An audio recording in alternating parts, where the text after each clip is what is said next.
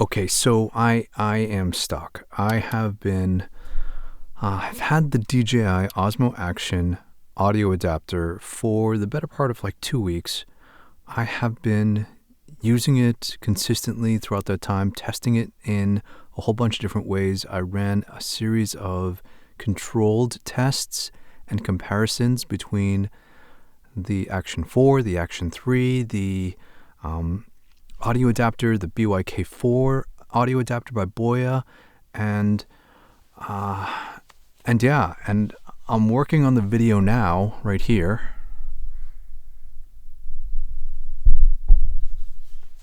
And it's just not coming out how I planned. And it's mostly because I put in a ton of work on the testing side of it.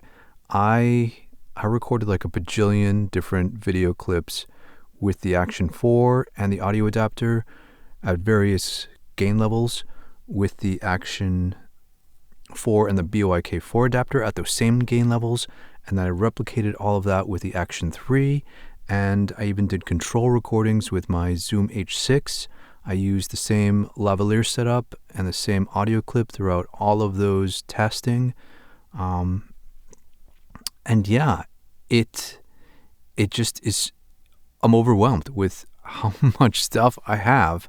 And so I know a lot of people are waiting for my kind of thoughts on the audio adapter. And so instead of doing a long-ass video where you listen to a ton of clips back to back that all basically sound the same, and you might not even hear any difference based on the device you're listening to and where you are, I'm just going to tell you right now, straight up, the information you want to hear with regards to the audio adapter, so you can make a decision to buy one, because I know a lot of you are on the edge of your seat waiting to see if it's something that you want to invest $45 into.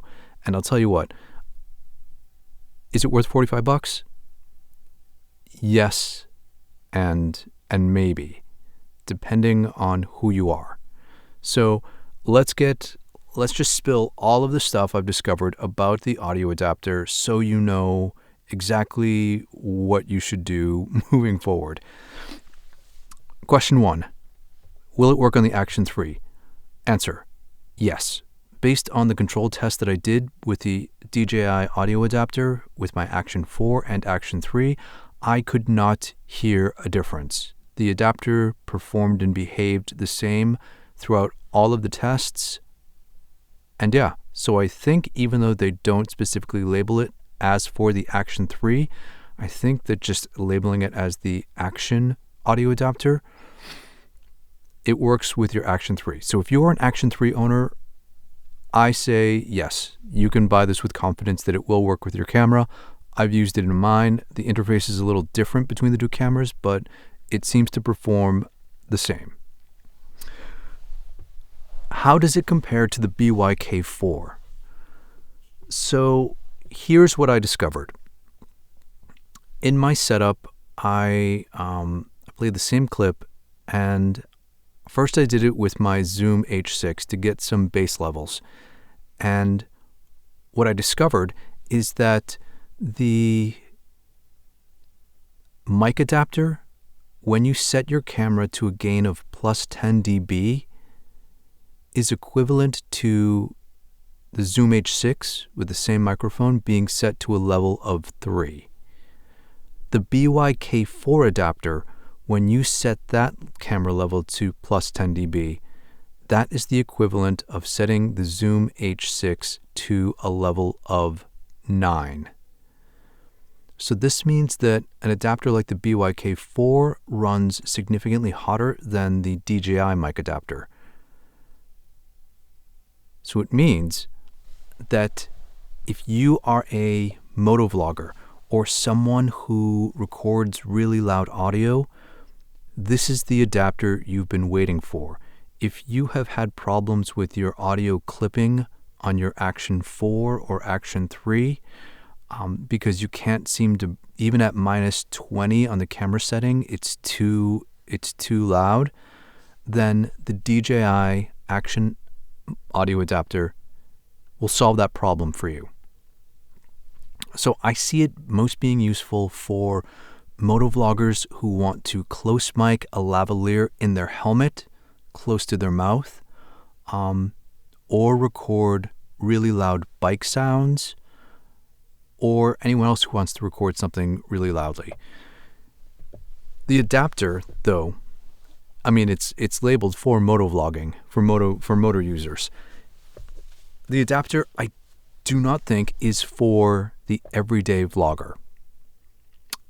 Even though it's a compact, really cool adapter that doesn't hang off your camera like a dongle, and it allows simultaneous charging, it doesn't have enough gain for the kind of everyday vlogger who might have a microphone that doesn't have its own gain adjustment. So, for example, I'm shooting this entire video on the Action 4 using the mic adapter, so I can't hold it up and show you, but the microphone I'm using for this video is the Rode VideoMic NTG, and I'm using it because I like to record a safety track. So right now, I have my camera set to stereo. The audio adapter does record stereo signal. I have my NTG with the safety track feature on, but I have the gain cranked up to just about 14. It goes up to 15 because I need that extra gain because the adapter and camera don't provide that. If I was using a microphone that didn't have a gain adjustment, and I've done this test with my Sennheiser MKE 200, I have to crank the audio setting on my camera up to like 20, 25 to get a somewhat decent audio signal. And then even in post, you might have to crank that up at, raise the gain up a little bit more. And at that point, you're just introducing a lot of extra excessive noise into your recording, as opposed to using something like the BOYA-K4, which has inherently more gain to it, more clean gain to it.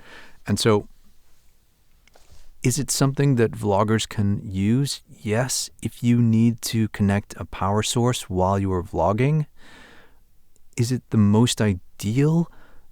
No. I would argue that the most ideal is to find a high-quality USB output mic. Second would be getting a BOYA by-K4 adapter or something similar.